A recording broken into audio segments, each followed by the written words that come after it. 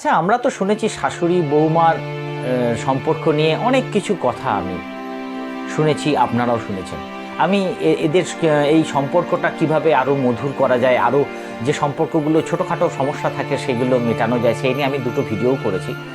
তো যাই হোক, এবার আমি আজকে এমন একটা কথা বলতে এসেছি, এমন একজনের সম্বন্ধে বলতে এসেছি যে এই সমস্যা সমাধান করতে, এই সম্পর্কটাকে, শাশুড়ি বৌমার সম্পর্কটাকে সমাধান করতে একটা দারুণ চরিত্র অবলম্বন করতে পারে, একটা দারুণ কাজ করতে পারে। সে কে বলুন তো? সে হচ্ছে ওই বৌমার স্বামী আর শাশুড়ির ছেলে। মানে ওই মানুষটা, আমি আপনি যেমন আছি, এই মানুষটা পারে যে তাদের সম্পর্কের মধ্যে একটা মধুরতা কিছু একটা এনে দেওয়ার। এর সম্বন্ধে বলবো, তার আগে আমি একটা ইনফরমেশন দিই যে আমি এবার থেকে প্রত্যেক ভিডিওতে ডেসক্রিপশনে একটা করে রোগের সম্বন্ধে আর্টিকেলস লিখবো এবং আপনাদেরকে ডিস্ট্রিবিউট করার চেষ্টা করব, যেটাতে আপনারা হয়তো কিছু হেল্প হলেও হতে পারে আপনাদের। সেটা হচ্ছে, দেখুন, আজকে আমাদের প্রত্যেক ঘরে ঘরে ডায়াবেটিস তো হচ্ছেই, মানে যেটা আমরা সুগার বলি, এবং এটা নিয়ে আমরা সবাই খুব ওয়ারিড হয়ে আছি এবং এটা আমাদের জীবনে অনেক কিছু ক্ষতি করে দেয়। সেই জন্যে আমি আমার ডিসক্রিপশন বক্সে একটা ডায়াবেটিস নিয়ে একটা আর্টিকেলস লিখেছি। যদি কারোর ইন্টারেস্ট থাকে সম্বন্ধে জানার, কিভাবে এটা থেকে প্রোটেকশন নেবো, তাহলে আপনি ওটা দেখতে পারেন। টোটাল ইনফরমেশনটা এখানে দেওয়া আছে। ওকে, তাহলে কাম টু দ্য পয়েন্ট। তাহলে একটা ছেলে বা স্বামী কিভাবে তাদের সম্পর্কটাকে, মানে স্বামী এই শাশুড়ি বৌমার সম্পর্কটাকে ঠিক করতে পারে, বা সে কি চরিত্র অবলম্বন করলে কোনোদিনই তাদের মধ্যে, ওই শাশুড়ি বৌমার মধ্যে সম্পর্ক খারাপ হবে না বা সংসার সুখের হবে। সবচেয়ে একটা কথা জানেন তো, সবচেয়ে যেটা কথা হচ্ছে যে এই ছেলেরা যদি সম্পর্কগুলোকে ঠিক ব্যালেন্স করে চলতে পারে, তাহলে কিন্তু সংসার কখনোই অশান্তির হাতছানি পায় না এবং সংসার সবসময় সুখের হয়। যদি ঠিক ব্যালেন্সে থাকা যায়, ব্যালেন্সটা চলাটা একটু স্মার্টলি চললেই কিন্তু আমাদের সম্পর্কগুলো সব ঠিকঠাক থাকে। এবার এখানে আমাকে জানতে হবে যে যখন আমি যখন সন্তান, তখন আমার মা বাবার প্রতি আমার যথেষ্ট কর্তব্য আছে। আমি কারোর কথা শুনে মা বাবার প্রতি কর্তব্য থেকে বঞ্চিত হতে দেবো না মা বাবাকে, বা নিজেকে বঞ্চিত করব না। কারণ আমি তাদের কাছে আমার যে কর্তব্যগুলো আছে সেগুলো আমাকে পালন করতেই হবে। কারণ ওনারা আমাকে ছোট থেকে মানুষ করে এনেছেন, এত বড় করেছেন, এত কিছু পড়ালেখা শিখিয়ে একটা নিজের পায়ে দাঁড়াতে শিখিয়েছেন, তবেই না আমি আজকে ইনকাম করেছি, তারপর না আমার জীবন সঙ্গিনী খুঁজেছি। তো তাদের প্রতি আমি যে মই দিয়ে উঠছি, সেই মইটার প্রতি অবহেলা করলে হবে না, তাদের প্রতি কর্তব্য কিন্তু করতে হবে। তার ওনারা কিন্তু সেটাই চান, এবং ওনারা ওই একটা কনফিউশনের মধ্যেই থাকেন যে আমার ছেলেরা কি বিয়ে করার পর আমাকে দেখবে তো, এই একটা কনফিউশনের মধ্যে ওনারা থাকেন।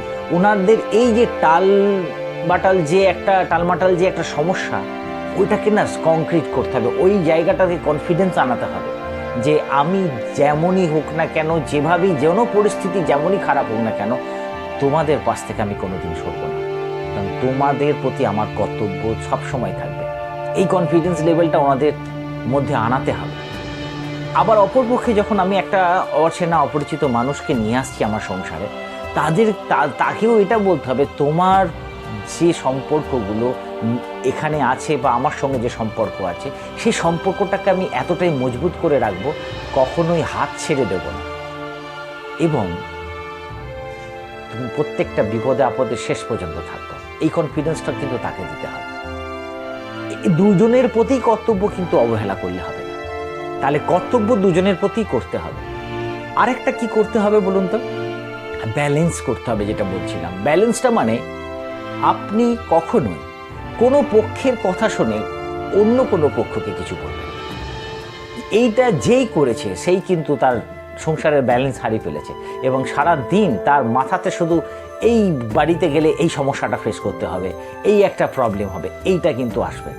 সবসময় নিউট্রাল থাকার চেষ্টা করুন। হয়তো কেউ কারুর সম্বন্ধে কিছু বললো, তার পরিপ্রেক্ষিতে কিছু বলবেন না। কে অন্যায় করছে, কে ন্যায় করছে, যদি আপনার চোখের সামনে যদি কিছু ঘটনা ঘটে, আপনারা তো বুঝতে পারবেন। যে অন্যায় করছে তাকে আলাদা করে অন্য জায়গাতে বোঝান, যে আলাদা হচ্ছে না, যে অন্যায় করছে না, তাকে অন্যরকমভাবে সিস্টেমেটিক্যালি বোঝান। কারুকে কোনো দিন কোনো দোষ দিয়ে কিন্তু কিছু বলবেন না। কারণ আমি যদি কারুকে দোষ দিয়ে বলি না এটা ওরা দোষ ছিল, এইরকম ছিল যদি বলি, তাহলে কিন্তু সে হয়তো এই মনের জোরটা পেয়ে যাবে যে তাহলে দোষ ছিল মানে ওকে দোষী ভাবছে, তাহলে তার কনফিডেন্সটা বেড়ে যাবে এবং সে আপনাকে বারবার ছোটোখাটো ব্যাপারগুলো তো কিন্তু বলতে শুরু করবে। এটা কিন্তু সামলাতে হবে, খুব কন্ট্রোল করে, খুব নিজেকে একদম ঠিকঠাক চিন্তাভাবনা করে সামলাতে হবে। এইগুলো করতে হবে। যখনই আমি কোনো বাজারে যাব, আমার স্ত্রীকে নিয়ে যাই বা আমার মাকে নিয়ে যাই, তখন দুজনের জন্যই কিছু জিনিস কিনে নিয়ে আসবো, কখনো একার জন্য নয়। এবার কিনে নিয়ে আসার পর যদি হয়তো দেখা গেল এমন পরিস্থিতি হলো যে শাশুড়ি বৌমার মধ্যে হয়তো একটা সম্পর্কের মধ্যে তিক্ততা ভাব আছে, আপনি যখন আপনার স্ত্রীর সঙ্গে গেলেন, বাজার করে নিয়ে এলেন, যখন দিচ্ছেন আপনি, তখন আমি এটা বলে দিন যে এটা আপনার স্ত্রী হয়তো আপনাকে কেনার জন্য হেল্প করেছেন, বলেছেন বলে হয়তো বলেনি। কিছু কিছু জায়গাতে একটু গুছিয়ে ব্রেন খাটিয়ে যদি বলা যায়, তাহলে কিন্তু অনেকটাই সম্পর্কটাকে ঠিক থাকে। সম্পর্কটাকে ঠিক রাখতে হবে। কারুর কোনো কথাতে নিজেকে উত্তেজিত করে কোনো সিদ্ধান্ত নেবেন না, তার কারণ দুজনের প্রতি কর্তব্য কিন্তু আপনাকে করতে হবে। ব্যালেন্স, একটা দড়িতে আপনি তখনই হেঁটে যেতে পারবেন, একটা ঝুলন্ত দড়িতে বা কোনো কিছুতেই যদি তখনই হেঁটে যেতে পারবেন যখন আপনার হাতটা দুদিকে প্রসারিত করে সমান ব্যালেন্সটা রেখে আপনি এগিয়ে যাবেন। তখন আমাদের লাইফটাও সেই রকমই। আমরা যদি আমাদের জীবনের প্রত্যেকটা সম্পর্কগুলোর ব্যালেন্স যদি রাখতে পারি, তাহলে কিন্তু আমাদের কোনো সমস্যা হবে না।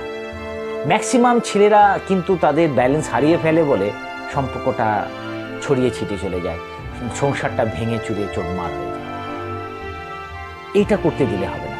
সম্পর্ক রেখে দেওয়াটা হচ্ছে আমাদের একটা ক্রেডিট, সেটা ছেলেদেরই বেশি পরিমাণে দায়িত্ব নিতে হবে। তাই চট করে ভেঙে পড়বেন না। চারিদিকে চোখ নাক কান খোলা রাখুন, খুব সজাগ থাকুন এবং নিজেকে সতেজ করে রাখুন। পজিটিভ এনভায়রনমেন্ট তৈরি করার চেষ্টা করুন।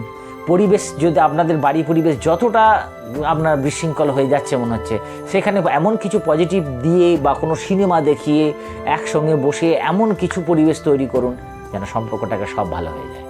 সম্পর্কটাকে রাখতেই হবে আমাদের, কারণ দুজনেই কিন্তু আমাদের প্রত্যেকটা মানুষের কাছে মূল্যবান। কোনো মানুষটাকে কিন্তু আমরা ছাড়তেও পারবো না। তা অতএব ধরে যখন ফেলেছি সবাইকেই, দু হাত দিয়েই দুটো সম্পর্কে ঠিক করে ধরে রাখবো। ওকে, যদি আমার এই ভিডিওটা মনে হয় একটু ইনফরমেটিভ হতে পারে, আপনার ভালো লেগেছে হতে পারে, তাহলে একটা লাইক অবশ্যই করবেন। আবার আসবো নতুন কিছু একটা টপিক। আজকের জন্য বাই বাই।